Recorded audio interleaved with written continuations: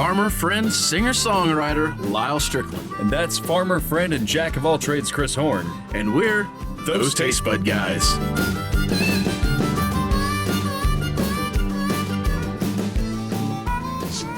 Oh. What you Googling? Directions to Hochatown Distilling. Oh, uh-huh. It's 5 hours and 46 minutes from us. It's not bad. It's better than I thought it was. No, I mean, I think we could make it there in 5 hours and 40. Probably much slower on the way home. But yeah. Much more careful, at least. Hey guys, welcome back. Thanks for joining us one more time. I'm Chris, that's Lyal. We're those Tastebud guys.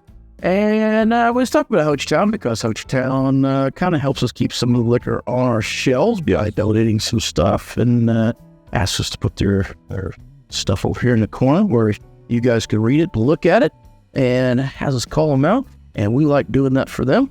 Because they're awesome. Probably call them out more than we are required to because we like them. Want them to stick around. New single barrel is delicious. The single barrel is... Oh, you put me. Okay. So, all right. So today, Hey, we're doing Blade and Bow. Now this has been gaining is it? No, Blade and Bow. This has been gaining in popularity for the last little bit. I've heard a lot of years. hubbub about it for the last year or so. People talking about, oh, this is good. I like it. This bottle's set on our shelves for a few months now. Yeah, this is a donation from Jared. And Boy, that's the heaviest boil. you Could almost, can make a beer can out of that. if you have enough of those, it'd be a mobile home. I grew up in one, I can say it. And I ain't gonna focus on that either. Yeah. It is. Look at that. You could get a really good shot of 10. Mm-hmm. Wait. That gag still don't work. Okay. All right, so what do we know about Blade and Bow? So, well, we know it's a, what is it, like little plastic artificial corks, but, yeah, cool little key to go on there.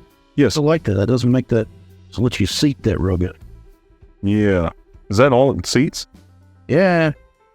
What, change that. Other than that, I don't know anything about it other than whiskey snobs like. Weller Distilling Company. Okay. Right? That Weller? Maybe. Louisville, Kentucky, 45.5 proof. Rear Solera aging Bradall. That was. But if you guys want to know, Charred American Oak, yeah. Got that. There ain't much to know about this one.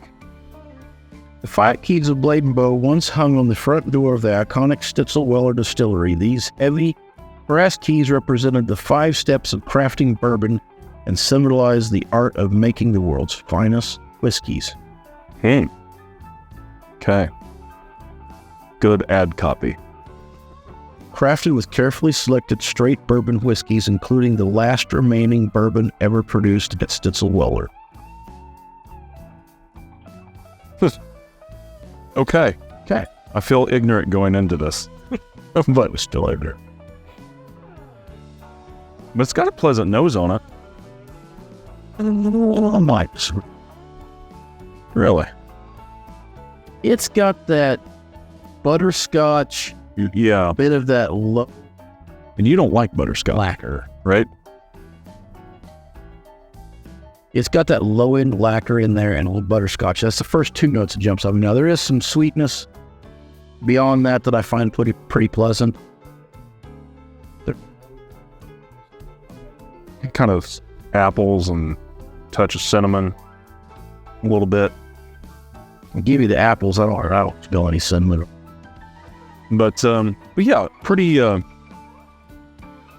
Was actually just working, and look at that. There you go, guys. I think you might be right. I think maybe that last episode, it was just because it was such a bright label. Sorry, Sony. We're sorry. No.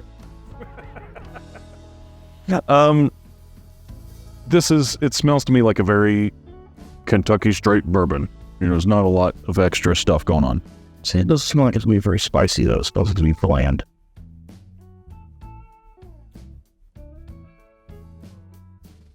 Hey, I'm going to try that again.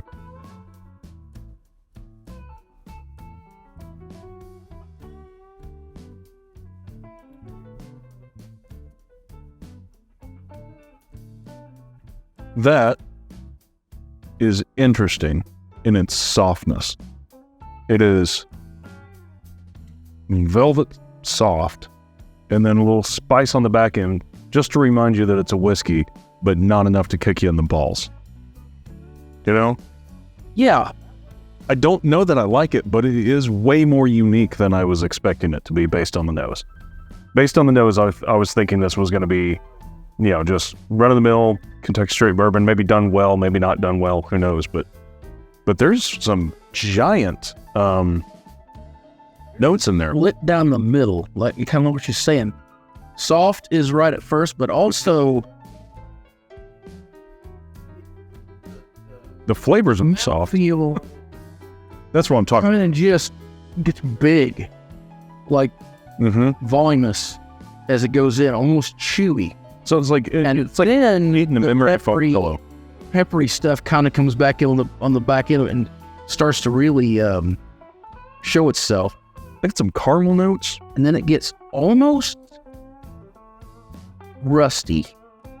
Yeah, on the finish, right? Yeah, but then it kind of pulls away from it and it ends up being like a mint. It's pretty confusing. Now, this is one I think you'd want to sit and drink a little bit more than probably just the first drink. And Yeah, I'm probably also let it get some air. I think that would help it a lot. Yeah. So now going back to it, I'm smelling bits of peppers.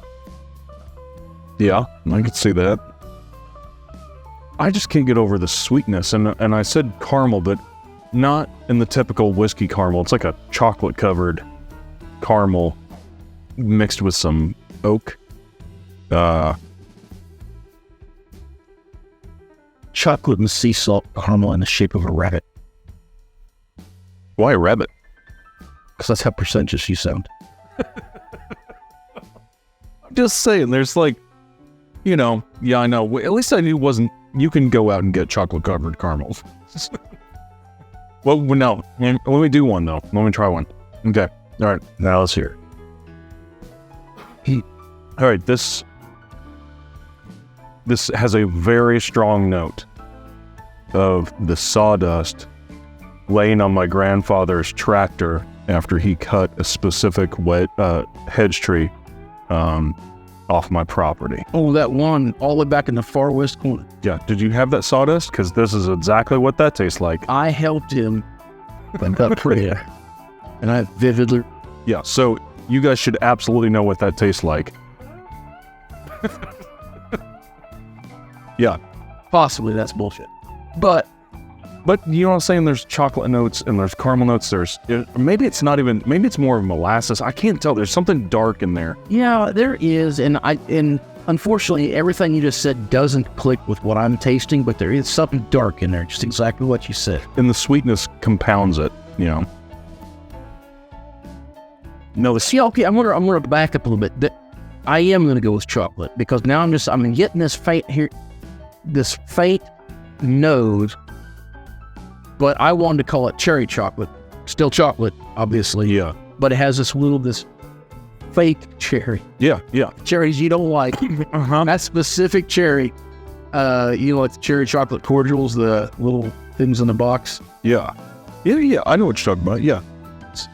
I think they're cherry cordials, aren't they? Oh, I think so. was you to buy it. Yeah. I just can't. I'm so torn on this. I can't. No, I'm not meaning I'm torn on whether I like it or not. I'm torn on like what to say about it because I don't know if I like it and I don't know if I don't like it. It's growing on me, and the tasting notes and the flavor is growing me. Every sip I take of it, I like it a little better in the front. It's interesting, but also it intensifies that part that I don't like, which is the finish of it. Feels, yeah, and I agree. That's getting more intense the more I drink it. So maybe a waterback, maybe I guess we got a little worried. Try one. See what take it there real quick. But maybe water back or over ice. It's not offensive. Not at all offensive. It's pretty.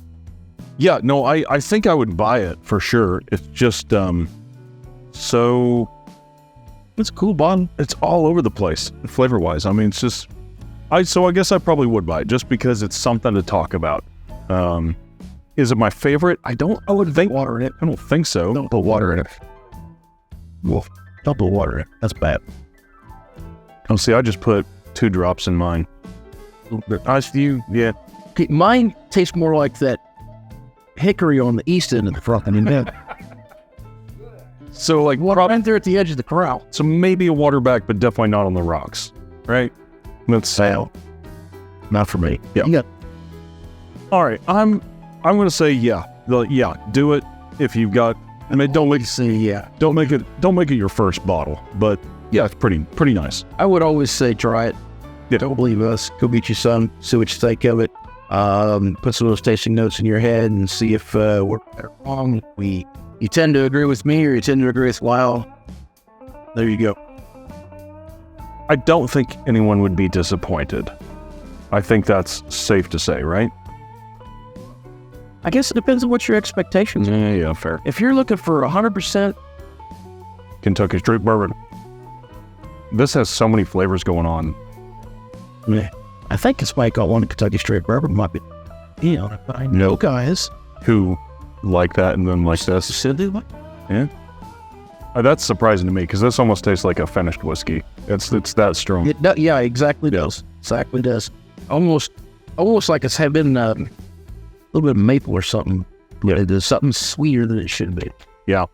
All in all, I will finish the glass, and until next time, Whether it is the whiskey you're drinking, food you're eating, clothes you wear, or the people you're meeting, grab a buddy and try something new.